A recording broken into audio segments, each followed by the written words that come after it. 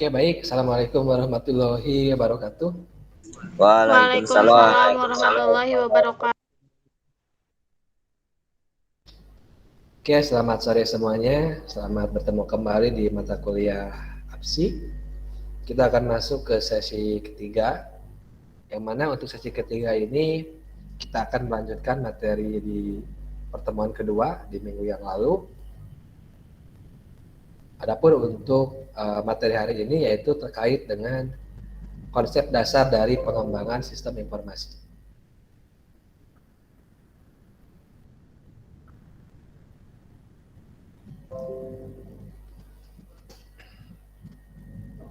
Oke, ini yang akan kita bahas. Yang pertama adalah terkait dengan W yang pertama yaitu what. Apa itu pengembangan sistem informasi? Di sini bisa dilihat ya di layar teman-teman. Pengembangan sistem di sini artinya nanti kita akan menyusun suatu sistem yang baru untuk mengganti sistem yang lama secara keseluruhan atau memperbaiki bagian tertentu dalam sistem yang lama.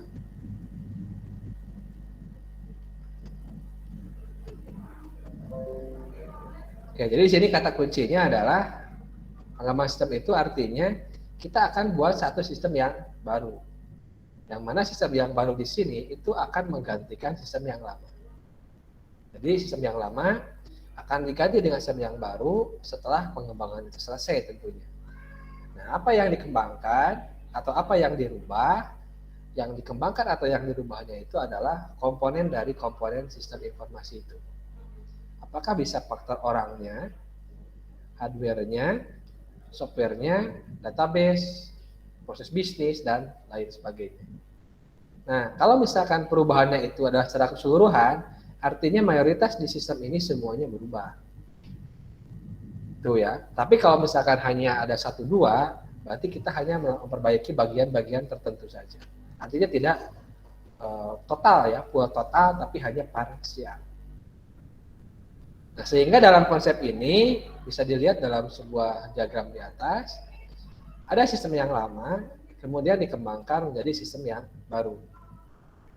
Ini proses munculnya sistem yang baru itu ada sistem yang lama, makanya disebutnya istilahnya pengembangan. Nah, mungkin sedikit hampir berbeda, tapi mirip ya, pembangunan sistem informasi. Nah, kalau ngebangun itu tadinya nggak ada, kemudian dibuatkan sistem informasinya. Tapi kalau dari sisi proses, baik itu pengembangan atau pembangunan, itu hampir kurang lebih sama ya. Jadi konsep development di sini artinya kalau sudah ada sistem yang lama, berarti kita kembangkan menjadi yang baru. Nah, sekarang muncul konsep yang namanya kayak startup ya. Startup itu mereka bikin suatu aplikasi atau sistem yang terkadang sistem lamanya itu nggak ada gitu. Jadi ide yang dulunya nggak ada sekarang menjadi ada. Gitu. Tapi kurang lebih secara konteks pembangunannya itu selalu sama. Oke. Nah, itu menjadi definisi dari pengembangan sistem informasi ya. Nah, selanjutnya adalah menyangkut masalah W yang kedua atau why.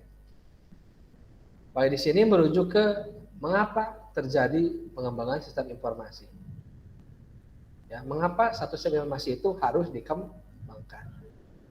Dan di sana biasanya mengacu ke apa saja yang melatar belakangi ya terjadinya proses pengembangan sistem.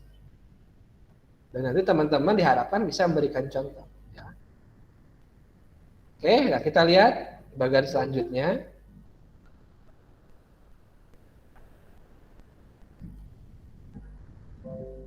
Nah, kita lihat bagian selanjutnya bahwa sistem yang lama melalui proses pengembangan sistem menjadi sistem yang baru itu biasanya kurang lebih ada 3 faktor utama ya. Yang pertama, apakah ada permasalahan? Ya, apakah ada kesempatan yang ingin diraih? Atau apakah ada instruksi yang harus diikuti atau dipenuhi?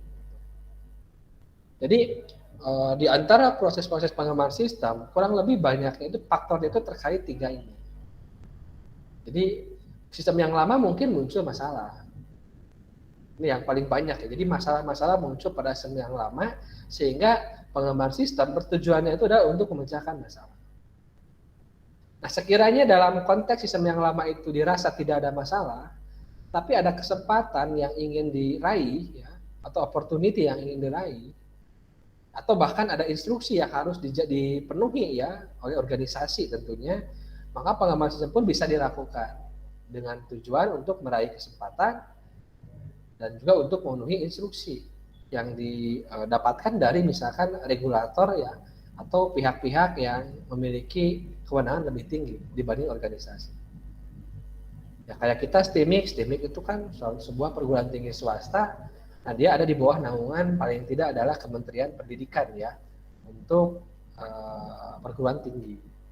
Nah, ketika ada instruksi, otomatis mungkin STIMIK Tasikmalaya harus mengikuti gitu, terkait pengembangan sistem informasi. Pun demikian terkait misalkan contoh perbankan.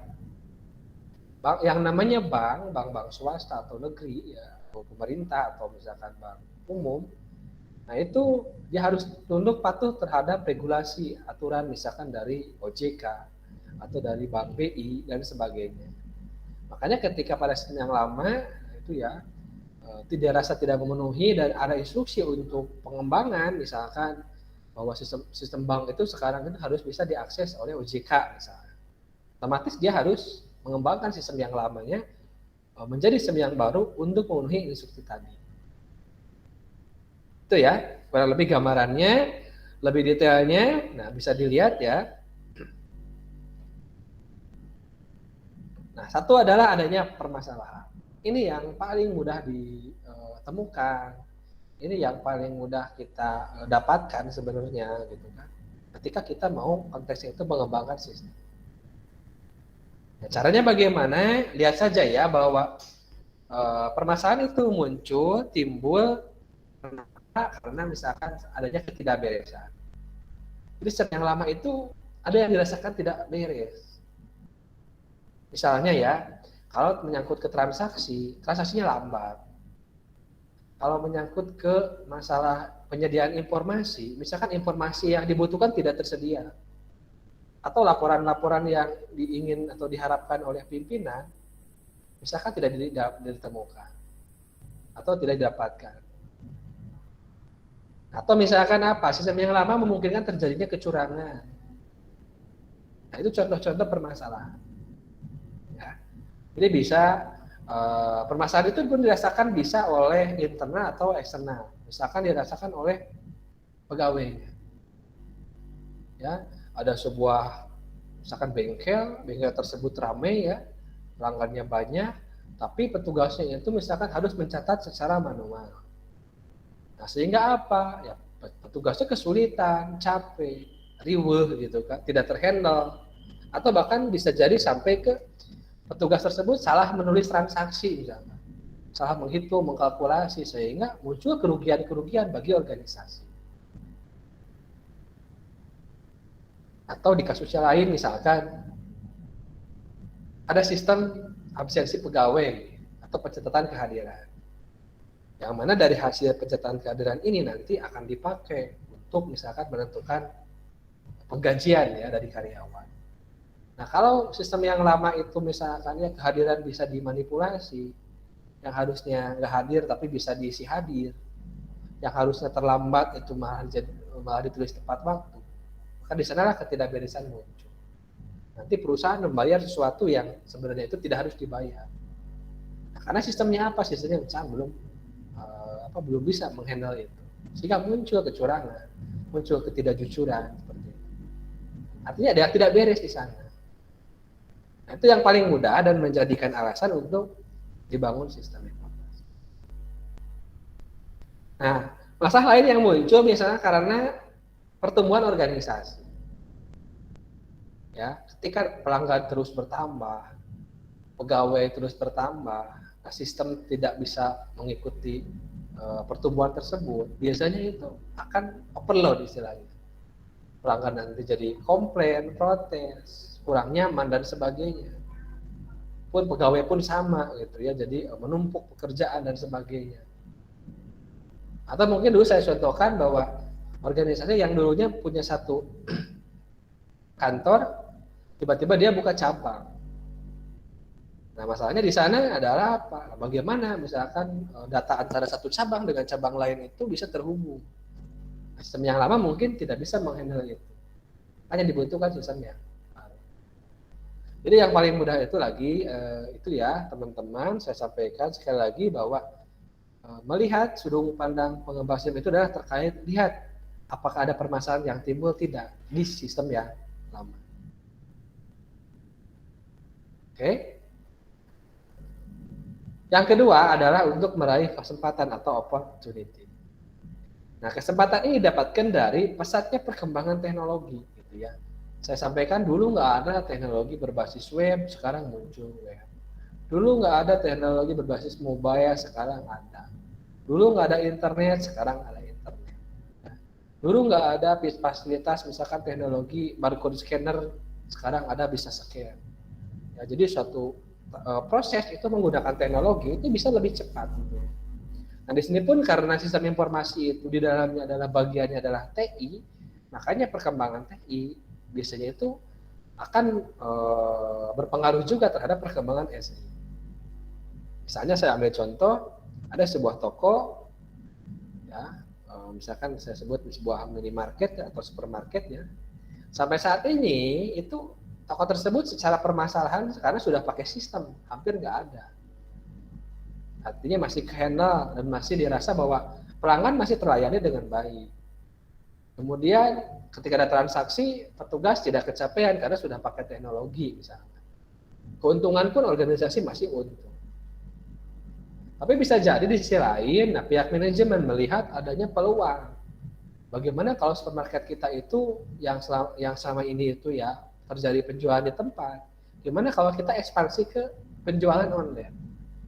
Jadi pelanggan bisa pesan produk-produk apapun secara online, nanti dibayarnya COD ya, dengan pada saat barangnya dikirim. Nah, itu kan menangkap satu opportunity ya dari suatu organisasi yang sebenarnya itu konteksnya itu saat ini pun nggak ada masalah atau masih untung kok gitu. Tapi ada upaya dari teknologi yang berkembang, teknologi web, pesan online dan sebagainya yang nantinya akan menambah keuntungan, menambah mungkin kepuasan pelanggan, menambah misalkan kenyamanan pelanggan. Saya kira itu mungkin di sana salah satu contoh terkait opportunity atau upaya untuk meraih kesempatan dalam hal konteks terjadinya pengembangan sistem. Atau dalam konteks lain misalkan ini contoh-contoh startup ya teman-teman. Kayak misalkan aplikasi Gojek ya, aplikasi Grab atau aplikasi yang lain yang mana dia melihat peluang. Ya, yang saat ini misalkan bahwa sistem ojek itu harus sebelumnya itu bahkan hampir nggak terdata ya gitu ya.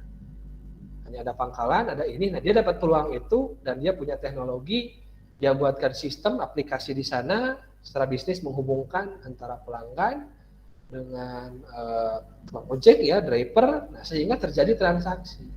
Nah itu pun melihat peluang adanya bahwa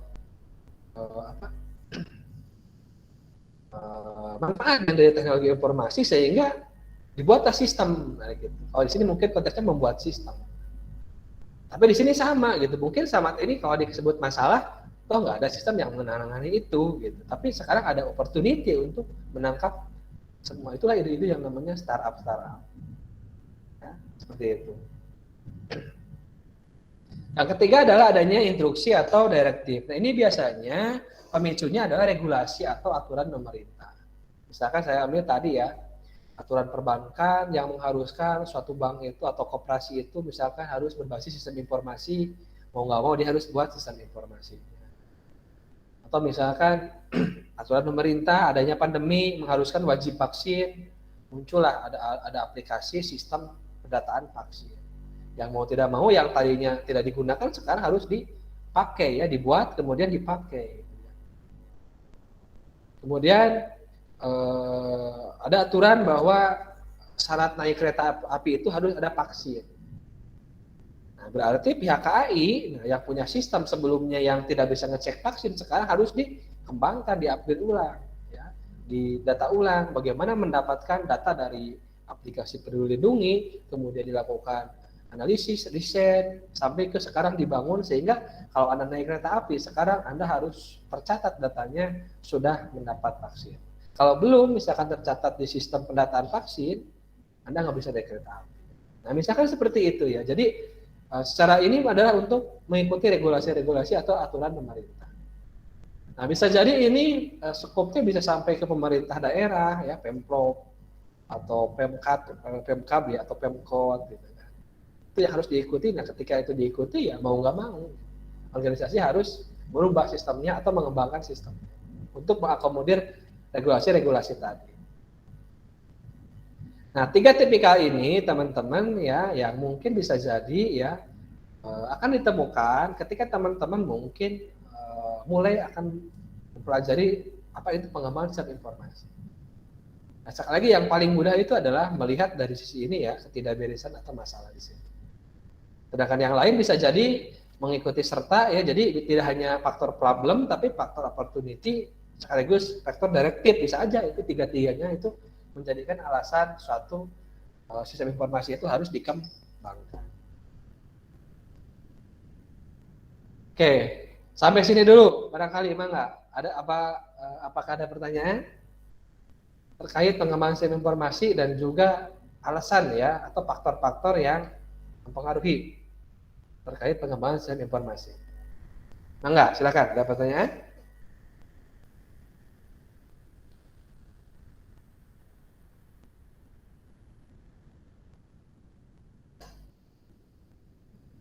Belum ada? Kalau belum ada silakan sambil mikir ya. Jadi ketika Anda nanti KP atau Anda nanti skripsi, kemudian Anda topiknya itu tentang sistem informasi, ini harus kejawab gitu. Ya. Jadi mengapa Anda mengembangkan sistem? Paling tidak Anda harus menjawab di antara 3 ini. Apakah Anda mau fokus ke problemnya, bisa ada masalah di sistem yang lama, ataukah Anda akan fokus ke sini gitu. Ada opportunity atau kesempatan yang ingin diraih, sehingga perusahaan akan lebih berkembang, lebih maju, lebih pesat. Gitu. Itu silahkan ya. Jadi Anda bisa ambil dari yang mana, cuman memang yang paling mudah itu lihat seperti ini. Caranya bagaimana? Ya tinggal Anda misalkan gini, Anda di rumah ya, dekat rumah ada sebuah organisasi.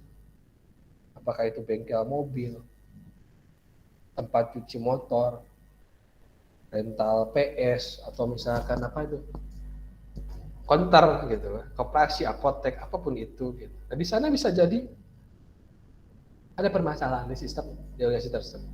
Nah, pecahkan Anda tersebut. Bangunkan sistem informasi. Selesai, Anda KP Anda, skripsi Anda selesai. Next ya. Di mana pengembangan sistem itu terjadi? Di konteksnya apa itu pengembangan sistem? Alasannya sudah tahu kita, kemudian di mana gitu. Jelas ya, kita akan mengembangan sistem itu adalah pada suatu organisasi. Karena sistem informasi itu sendiri kan ada pada organisasi. Makanya ketika kita mau mengembangkan sistem informasi, Anda cari di organisasi. Gitu. Anda tinggal cari minta izin ke sana. Gitu. Bahkan kalaupun misalkan Anda betul-betul bisa mengolah itu tersebut menjadi satu bisnis, Anda bisa dapat dapat semacam lumayan lah gitu kan, kurang lelah lah misalkan. Ya dulu pernah ada bimbingan KP ya, kebetulan mahasiswa saya ikut kuliah sih, setelah itu KP bimbingan dengan saya ya. Nah, dia itu nyari organisasi, pas kebetulan dia belum ada sistem informasinya atau masih manual. Nah, dia tawarkan sekalian program KP-nya ya, bikin KP, kemudian dia buat sesuai dengan kebutuhan dari organisasi tersebut. Pada akhirnya bisa KP-nya beres dan bisa dipakai programnya. Ya lumayan lah dapat buat nabung-nabung ya untuk skala mahasiswa lah gitu kan. Artinya KP itu nggak hanya Anda misalkan ikut nebeng, tapi bermanfaat bagi organisasinya, bahkan bisa dipakai ngebantu, lumayan dia bisa nabung lah gitu buat nambahin biaya kuliah. Jadi nyari yang seperti itu, Anda bisa kreatif seperti itu gitu kan. Dia tidak hanya KP itu asal gugur kewajiban, padahal itu bisa menghasilkan benefit juga gitu. Tentunya akan ngebantu bagi organisasi, yang akan dikembangkan sistem informasinya. Nah, kalau misalkan Anda bisa bergainingnya, ya Anda bisa dapat juga. Oke, next ya, itu mengenai where. Jadi kalau ada pertanyaan, di mana kita bisa menemukan bisa menemukan proses pengembangan sistem informasi?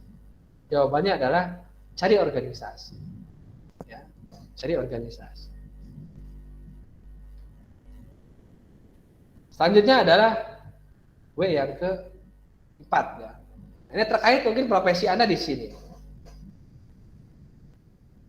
Ya. Siapa yang terlibat dalam proses pengembangan sistem informasi? Kalau tadi menurut mengapa, di mana, sekarang siapa? Siapa yang terlibat? Salah satunya mungkin Anda di sini. Ya, Anda boleh saja beberapa literatur yang mungkin bisa jadi berbeda atau mungkin ada yang sama, bahwa yang terlibat dalam proses pengembangan sistem informasi itu tidak hanya satu kelompok, itu banyak kelompok. Ya, banyak kelompok. Ada salah satu bukunya Jeffrey Witten menggambarkan seperti ini. Pemicunya adalah faktor driver teknologi, jadi teknologi yang berkembang dan juga bisnis yang terus berkembang. Bisnis dan teknologi itu terus-terusan gitu ya. Ada pembayaran non tunai, ada teknologinya, gitu kan. Ada bisnis e-commerce, ada aplikasinya. Ada misalkan sekarang cashless, artinya non tunai. Nah, di sana juga muncul teknologi. Nah, di sini pemainnya, stakeholdernya, ini yang terlibat dalam proses pengembangan sistem informasi. Nah, ini prosesnya ya. Ini adalah pemainnya atau para pelakunya atau stakeholder yang terkaitnya. Ini tahapannya. Ini adalah prosesnya. Ini kegiatannya barangkali. Nah, stakeholder di sini adalah bisa dilihat ya, orang yang memiliki ketertarikan pada sistem informasi atau yang ditawarkan. Stakeholder bisa berupa pekerja teknis dan non teknis atau internal eksternal. Nah, di sini artinya bahwa ketika misalkan Anda mengembangkan sistem informasi, ya, yang terlibat, yang nanti berkepentingan, istilahnya stakeholder itu akan banyak. Nah, nanti itu dibagi ke beberapa kelompok-kelompok, ya tergantung dari sudut pandangnya. Nah, stakeholder tadi itu bisa sifatnya apakah dia itu teknis atau non teknis. Kalau teknis artinya berkaitan dengan sistem informasi ya, karena yang dibangun adalah SI. Jadi bisa orang yang ngerti komputer, orang yang bisa bikin program, orang yang bisa bikin database, bisa ngotak-ngatik jaringan, infrastruktur, instalasi dan sebagainya. Itu pekerja teknis. Nah, yang non teknis adalah siapa? Adalah orang-orang yang di luar itu, gitu. Tapi dia ada terkaitan, gitu. Ingat ya bahwa sistem itu milik organisasi. Organisasi milik siapa? Milik pemiliknya. Makanya muncul istilah sistem owner di sini atau pemilik sistem. Dia pun adalah terlibat dalam proses pengembangan sistem informasi. Adapun yang non teknis itu ya, selain adalah owner, ada juga ada user. Ingat ya, sistem itu nanti dipakai oleh user. Ya, dia yang akan menggunakan, yang terpengaruh di kegiatan proses-proses kerjanya, dia adalah user. Nah, tadi user itu bisa internal atau eksternal. Ya. Misalkan di sini user internal itu siapa? Nah, adalah pengguna yang ada atau bekerja di dalam organisasi tersebut. Nah, kalau pengguna eksternal adalah pengguna tapi yang dia tidak bekerja di organisasi tersebut, tapi dia terkait atau terlibat dalam sistem secara keseluruhan. Saya sudah contohkan di sebelumnya ya, terkait mungkin di sebelumnya. KSD ini punya sistem PMB online. Nah, ownernya siapa? Ya pemilik STD. Karena ketika sistem tersebut di launching atau dibuat, yaitu dia dikeluarkan biaya untuk pembuatannya atau biaya pembangunannya. Nah, siapa yang bayar? Ya ownernya. Siapa yang mengeluarkan? Ya pemiliknya. Tapi pada akhirnya sistem PMB tadi itu disimpan dan dipakai oleh misalkan salah satunya itu adalah user internal. Misalkan bagian PMB, adminnya. atau misalkan bagian keuangan, adminnya, karena dia terlibat dalam sistem tersebut secara internal. Kalau eksternal siapa? Misalkan eksternal itu adalah calon mahasiswa yang mendaftar ke sistem PMB tersebut. Itulah bedanya, pahami bedanya internal dengan eksternal. Nah, apakah hanya dua ini ya yang terkait pengembangan sistem? Belum ya. Ini hanya adalah dari pihak yang sekali lagi yang non teknis. Yang teknisnya ada lagi siapa? Nah, salah satunya Anda di sini. Di sini dibagi ke desainer sistem, pembangun sistem, sampai ke sistem analis.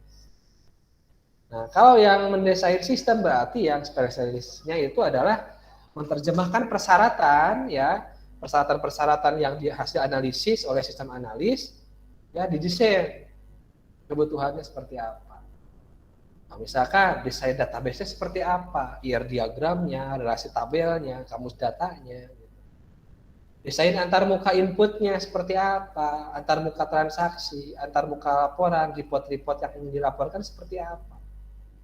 Terus rancangan skema jaringannya seperti apa. Kemudian rancangan aplikasinya juga seperti apa, apakah two tier, three tier gitu. Nah, keahlian teknisnya diantaranya mungkin salah satunya ada skill Anda, apakah terkait database designer ya, yang merancang database, yang arsitek atau merancang jaringan, merancang aplikasi kalau web ya, kalau aplikasi desktop berarti merancang aplikasi desktop gitu kan. Kemudian ahli merancang security-nya, kalau lebihnya bagaimana secara jaringannya, dan juga misalkan teknologi-teknologi yang dirancang, didesain yang akan digunakan itu platformnya apa, kemudian OS-nya apa dan sebagainya. Nah, itu dilakukan proses namanya itu adalah perancangan sistem. Oleh siapa? Oleh seorang sistem designer. Jadi bagi-bagi tim designer juga. Nah, hasil desain kemudian ya dibangun oleh sistem builder. Misal tadi rancangan aplikasi ya, misalkan dibuat aplikasinya di coding, dikonversi ya menggunakan bahasa komputer. Kemudian rancangan database tadi IR diagramnya, relasinya, tabel-tabelnya diimplementasi dalam DBMS gitu.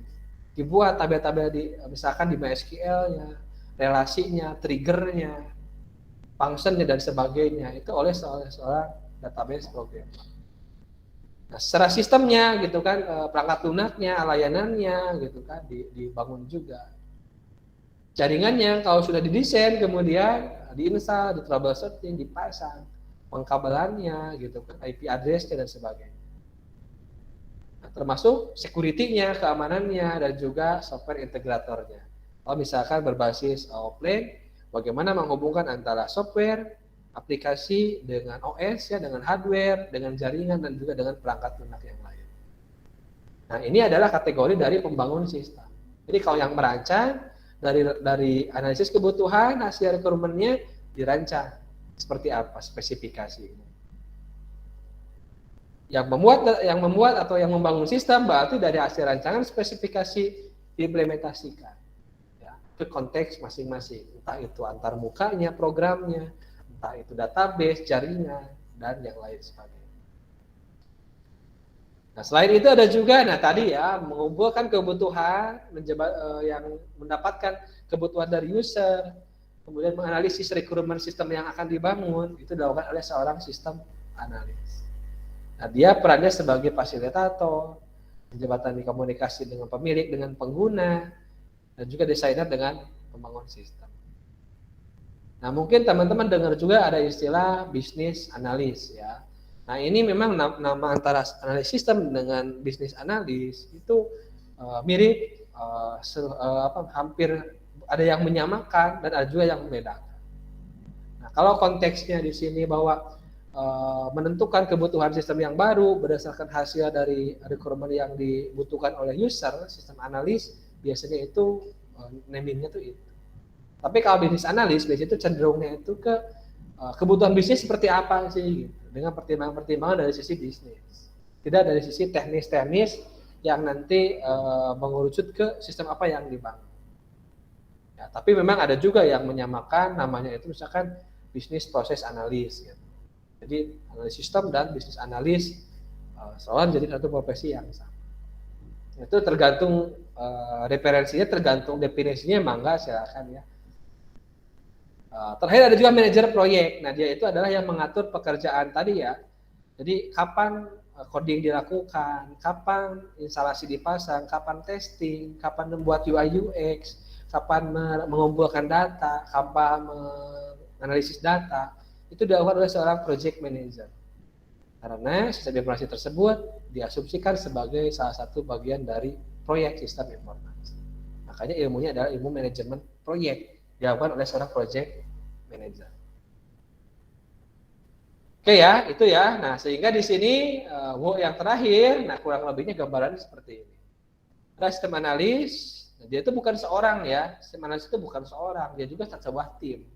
Di dalamnya bisa jadi gabungan dari beberapa, misalkan sistem analis tersebut ada misalkan pimpinannya ya atau ketuanya, koordinatornya, di dalamnya ada seorang software developer yang senior database, senior UI UX. Jadi di sana itu dia sebagai seorang sebuah tim sistem analis. Karena apa? Kan nanti dia akan berkomunikasi misalkan dengan owner ya. Kalau misalkan perusahaannya individu, kalau organisasi perusahaannya misalkan berbentuk PT, perusahaan terbuka, nah berarti steering committee. Kemudian dia berhubungan dengan user 1, 2, sampai user X, ya user N. Ini adalah orang-orang yang kategori adalah yang non-teknis. Sedangkan yang sifatnya teknis, mulai dari yang berhubungan terkait database dengan database administrator. UI UX dengan seorang interface design expert, ahli di bidang UI UX. Kemudian seorang network administrator, kalau terkait proses misalkan skema jaringan, dan infrastruktur. Kemudian terkait dengan program, dia berhubungan dengan seorang programmer gitu kan, application programmer. Kemudian terkait misalkan perangkat IT yang digunakan, misalkan server, kemudian client dan sebagainya, dia pun misalkan berhubungan dengan vendor-vendor IT. Itulah peran seorang analis yang harus menjebatani gitu kan, dengan berbagai macam pihak yang semuanya itu terlibat dalam proses pengembangan sistem. Owner yang mendanai, ya, manajemen, user yang menggunakan, nah ini yang menganalisis kebutuhannya, yang mendesainnya, dan yang membangunnya sampai mengujinya.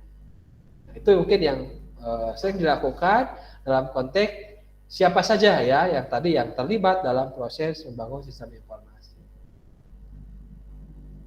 Itu terkait W yang keempat atau WO. Jadi mengapa mungkin di APSI ini saya bagi teman-teman ke kelompok yang mungkin paling tidak bisa berperilaku masing-masing. Ketika analis kerja, mungkin seorang programmer belum kerja. Karena analis dia akan menempatkan requirement. Requirement tadi nanti baru diserahkan ke desainer. Nah, sistem desainer nanti database, programmer, UI UX dan jaringan dan sebagainya mendesain sesuai dengan kemudian hasilnya diserahkan ke buyer. Membangun setelah beres nanti diuji oleh tester ya, sistem tester, bisa softwarenya, database-nya, network-nya dan semua sistemnya. Saat itu baru kemudian di delivery ke user. Nah, seperti itu ya kurang lebih. Makanya kenapa tugas Anda pun dibagi tim, mudah-mudahan Anda bisa berbagi peran, paling tidak mencoba gitu kan di antara Anda itu bekerja sama, saling berbagi pekerjaan, karena nanti pun Anda kalau kerja di sebuah korporat, ya bekerja di sebuah perusahaan IT yang misalkan di dalamnya itu banyak proses pengembangan sistem, Anda itu nggak mengerjakan itu semuanya sendiri ya, dari mulai awal sampai beres, dari mulai ngumpulin data sampai desain, coding, testing oleh Anda sendiri itu enggak. Itu nanti ada timnya.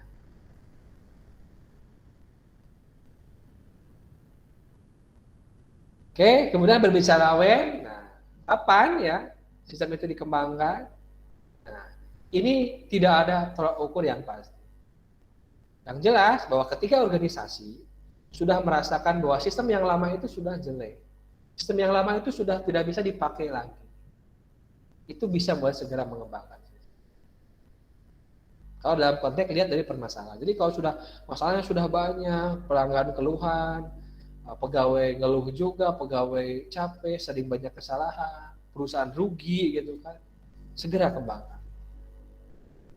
Atau yang kedua, kalau ada opportunity, nah ketika opportunity itu dilihat akan menguntungkan, kita bisa melihat benefit. Nah disinilah kenapa kadang perlu seorang bisnis analis ya, karena yang melihat bisnis itu dari sisi perkembangan, kadang bahwa perusahaan itu ada yang dikatakan itu adalah pionir ya, yang pertama.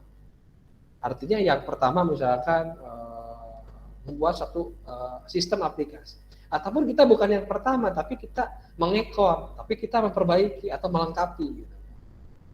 Itu strategi ya, ada strategi bisnis bahwa menjadi pionir ada plusnya ada minusnya. Menjadi pengekor, pengikut ada plusnya ada minusnya. Tidak selamanya yang pionir itu lebih sukses. Dan tidak selamanya yang pengekor pun nanti jauh lebih sukses. Nah ini ilmu bisnis biasanya itu. Makanya di sini ya terkait hal tersebut yang ada orang bisnis analis sebenarnya. Kayak bagaimana misalkan memahami regulasi, misalkan pembayaran antara tunai dengan non tunai. Nah, bagaimana memikirkan ini regulasinya gimana sih kalau yang non tunai dengan tunai, bisa sistem secara teknis mungkin oleh sistem analis. Tapi kalau secara bisnis menguntungkan mana, rugi mana, itu butuh seorang bisnis analis. Ya, oke. Jadi berbicara yang kedua, opportunity diraih ketika menangkap opportunity itu akan menguntungkan. Teknologi tersebut akan menguntungkan dengan invest kita di bidang teknologi, tapi keuntungannya kita akan dapat. Atau mungkin yang ketiga, faktor direktif atau instruksi. Ketika kita misalkan segera diinstruksikan, misalkan tahun 2022 semua sistem harus online, harus terintegrasi. Nah mau nggak mau kita harus segera develop untuk misalkan memenuhi instruksi tadi. Karena apa? Kalau organisasi tidak mengikuti instruksi, biasanya apakah ada sanksi nanti? Apakah ada kerugian gitu kan dan sebagainya, itu yang harus dipikirkan. Jadi berbicara when tidak ada batasan yang pasti, tapi yang pertama ketika masalah sudah dilihat sudah sangat-sangat banyak, segera bisa. Atau opportunity harus segera ditangkap, segera bangun sistem. Atau ketika ada instruksi yang harus dilaksanakan, segera kembangkan sistem. Itu untuk W. Yang terakhir adalah when.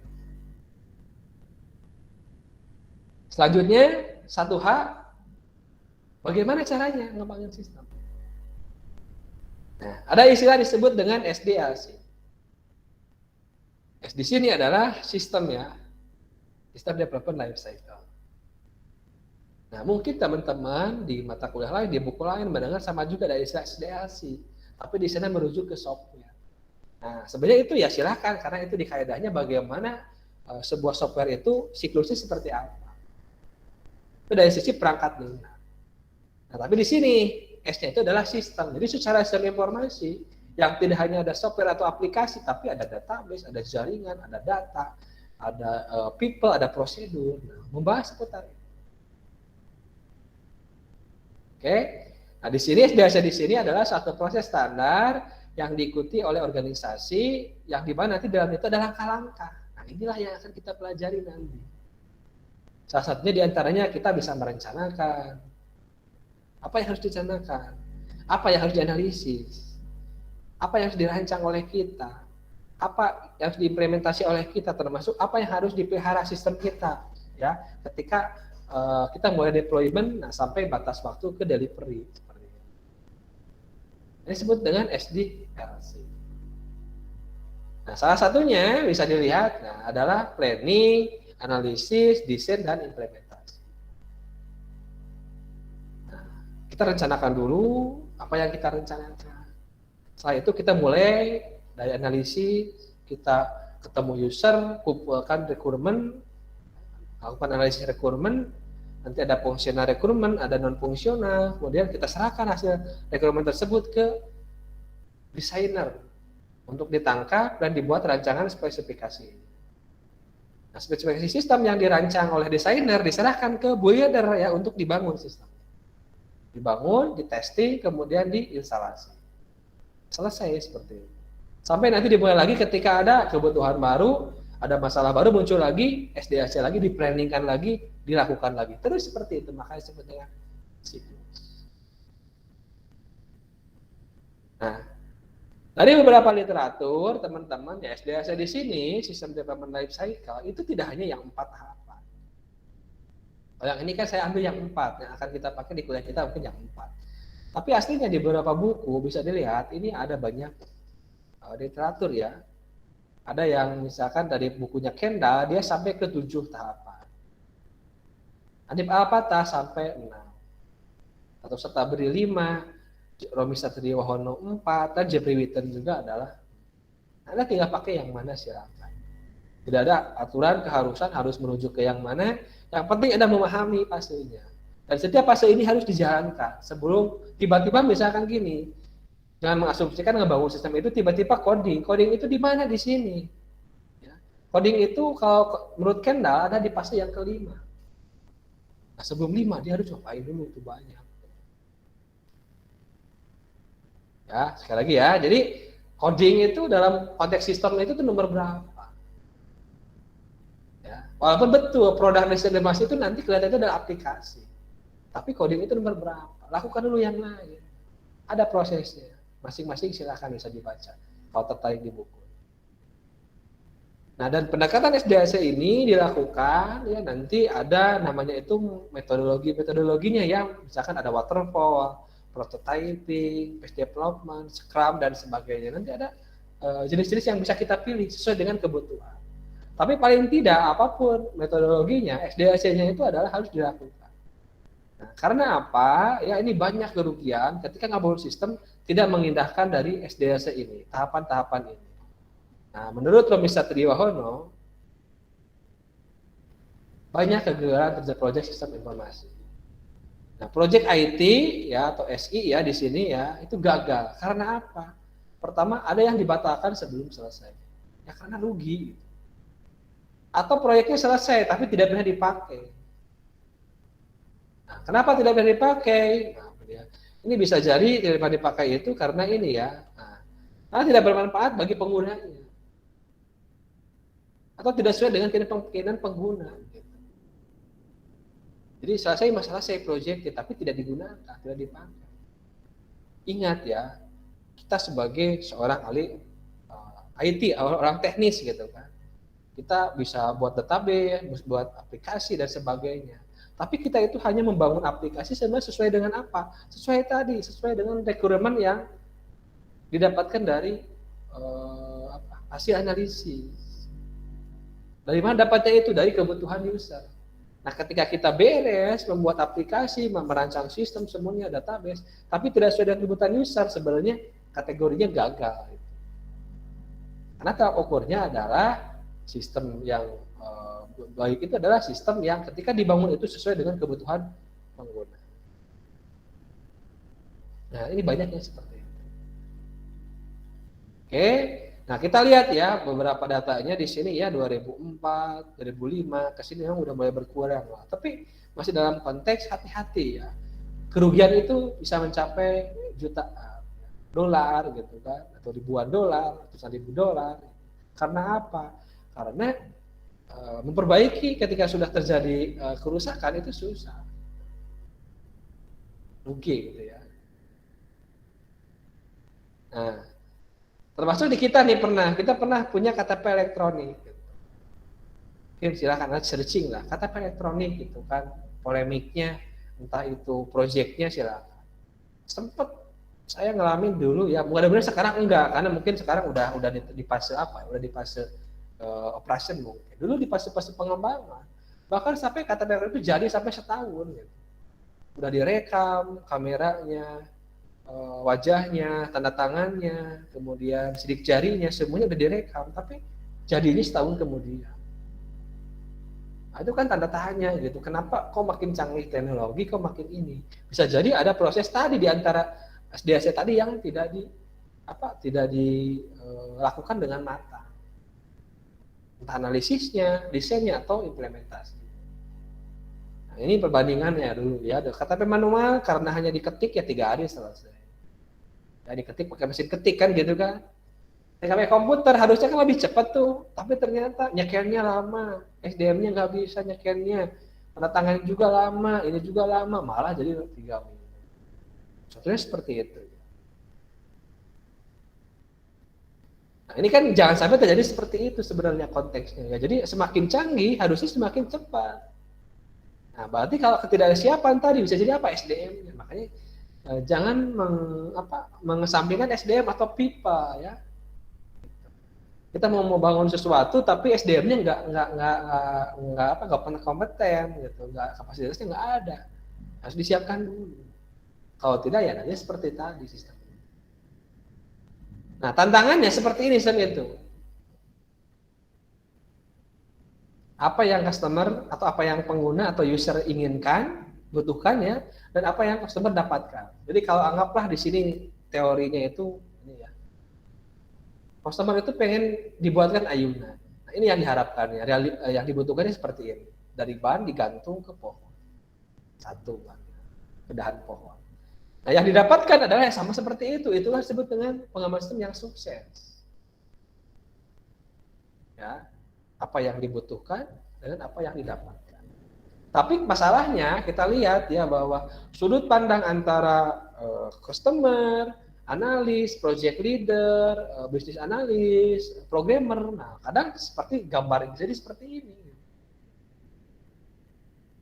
Ketika customer menjelaskan seperti ini, yang dipahami oleh project leader, nah mungkin project manager atau project leader seperti ini. Yang dianalisa menggambarkannya seperti ini gitu, yang ditangkap requirementnya. Programmer mengerjakannya seperti ini. Mungkin bisnis konsultan menangkapnya seperti ini, terus sama ya gitu kan. Padahal yang dibutuhkan seperti tadi ya, ini sebenarnya gitu. Makanya kenapa dalam proses pengembangan sistem komunikasi antara tadi ya, antara sistem user, sistem owner, sistem analis, desain, sistem builder, project manager itu harus terjadi dengan baik komunikasinya. Karena kalau tidak bisa jadi tadi ya. Jadi antara yang diinginkan dengan yang ditangkap itu nggak sama, beda. Oke ya. Nah, karena apa? Ini kenapa mesti ditekankan sekali lagi bahwa sistem informasi itu kita outputnya adalah sistem tersebut sesuai dengan kebutuhan pengguna dan bisa didapatkan pengguna. Ingat kembali ya teori bahwa komputer datang untuk efisiensi. Komputer adalah penopang dari sistem informasi. Jadi ketika komputernya itu digunakan oleh sistem informasi, maka sistem informasi itu harusnya bisa melakukan efisiensi juga. Ya, seperti itu kemarin manfaat sistem informasi ya. Komputer alat untuk efisiensi, misalkan apa? Sumber dayanya yang tadinya harus ada banyak orang, sekarang sedikit. Kos biaya sewa, biaya peralatan, biaya apapun itu menjadi berkurang. Waktu proses transaksi menjadi lebih cepat, tidak lambat lagi ya. Kemudian income, keuntungan yang didapatkan itu lebih tinggi. Itulah harapan adanya komputer. Termasuk sistem informasi pun di dalamnya itu seperti itu. Jadi jangan sampai ada sistem informasi itu malah tidak efisien, kosnya malah bertambah, waktu proses lebih lama. Bahkan tidak meningkatkan pendapatan, malah menimbulkan kerugian. Itu yang tidak diharapkan. Makanya perlu proses keilmuan SDAC supaya tadi. Ya. Jadi teman-teman ya sekali lagi bahwa di sini tantangan bagi kita itu adalah seperti ini. Ya. Setelah tahu bahwa teori tentang pengembangan sistem, ya, kemudian teman-teman tahu bahwa apa itu pengembangan sistem, kapan, di mana, alasannya dan sebagainya. Sekali lagi bahwa ngebangun sistem itu tidak hanya faktor asal sistem jadi, enggak gitu, seperti itu. Ya.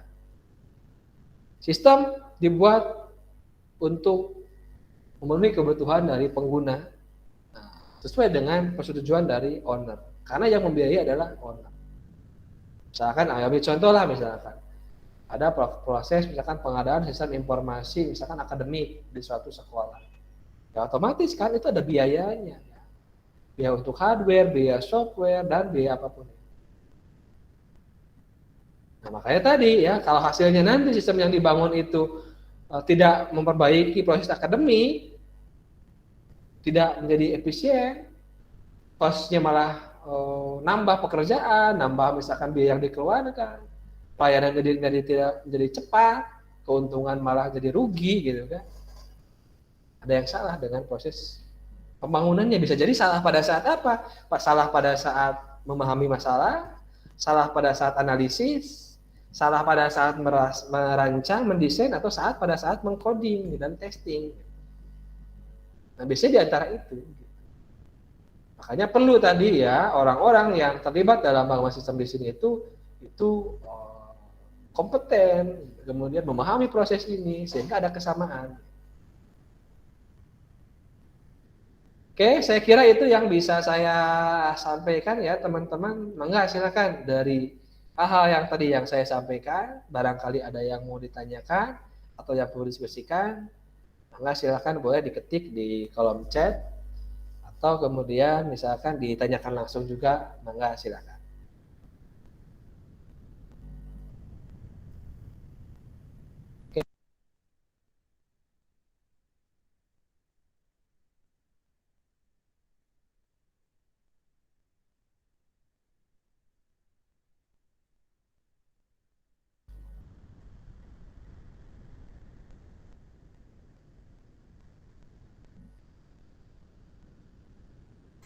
Tidak ada Pak, sudah cukup. Oke, tidak ada? Ya Pak, untuk saya. Oke, Irfan tidak ada. Oke, yang lain mangga silakan. Kalau tidak ada ya kita Anak tidak, ya. Pak. Gimana Dias? Cukup?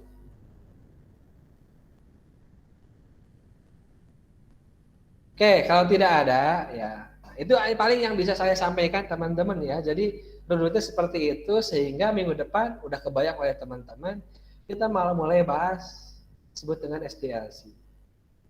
Ya, jadi SDLC itu metodologinya tentunya. Nanti setelah kita bahas SDLC secara general, nanti mulai masuk ke tadi ke planning. Apa yang kita harus direncanakan oleh kita di fase planning? Apa kegiatannya? Nanti 1 minggu lagi analisis, 1 minggu lagi desain, implementasi. Gitu. Seperti itu ya, misalkan ya nanti udah kegambar oleh teman-teman. Oke, mungkin itu aja yang bisa saya sampaikan. Mudah-mudahan walaupun sedikit ya ada gambaran lain ya mungkin. Kalau teman-teman sebelumnya sudah pelajari ini, mudah-mudahan ada tambahan mungkin pengetahuan lah ya, paling tidak sedikit atau pembanding lah ya, sehingga nanti cakrawala ilmiah kita terkait proses pengembangan sistem juga bisa bertambah. Itu aja paling yang bisa saya sampaikan. Sekali lagi terima kasih. Sampai ketemu di minggu selanjutnya di waktu yang sama. Sekian, saya akhiri. Assalamualaikum warahmatullahi wabarakatuh. Waalaikumsalam warahmatullahi wabarakatuh. Terima kasih, Pak. Waalaikumsalam warahmatullahi wabarakatuh.